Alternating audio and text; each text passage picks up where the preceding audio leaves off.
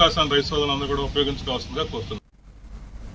కడపలో social justice for international civil and human rights council వారి ఆధ్వర్యంలో నిరాశ్రయుల వసతి గృహంలో భోజనాలు పండ్లు అందజేశారు. ఈ కార్యక్రమంలో state vice president women cell అధ్యక్షురాలు Maulani, state vice president Riyaz, Kadapa జిల్లా vice president medical and health pharmacy Sujatha, Kadapa జిల్లా women cell joint secretary Swapna పాల్గొన్నారు. సాయంకాలం వేళ ఈ ఉమెన్ రైట్స్ కమిటీ వారు చేస్తున్న సేవా కార్యక్రమాలు చాలా అభినందనీయము.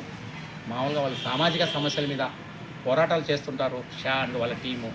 అలాగనే ఉన్నంతలో సేవా కార్యక్రమాలు కూడా సామాజిక సమస్యలతో పాటు సామాజిక సేవ కూడా దాని కూడా ఒక భాగంగా చేసుకుంటూ షా గారు వాళ్ళ టీం ఈరోజు మనకు ఏదైనా అడగకముందే వాళ్ళు ఎంతో ప్రేమతో వాళ్ళంతా ఐటమ్స్ తీసుకొని గతంలో పళ్ళపంచులు చేశారు.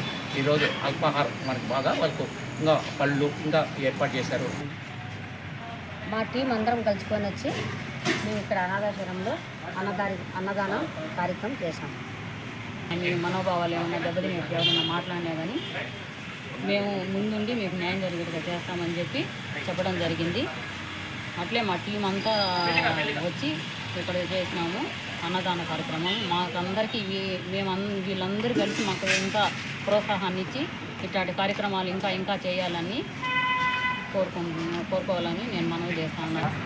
విజయ్ అన్న గారికి మరియు సుబ్రాయుడు అన్న గారికి, స్టేట్ వైస్ ప్రెసిడెంట్ అయిన state women cell Shaik Maulani madam గారికి, సుజాత మేడం గారికి అందరికీ ధన్యవాదాలు తెలుపుకుంటూ ఈ వృద్ధాశ్రమంని నిర్వహిస్తున్న నిర్వాహకులకు ఇలాంటి కార్యక్రమాలు వాళ్ళు ఇంకా చేయాలని, ఇంకా వాళ్ళు ముందుకు సాగాలని కోరుకుంటూ ఈరోజు ఇక్కడ అందరికీ మనం కార్యక్రమంలో అందరికీ అన్నదానం చేయడంలో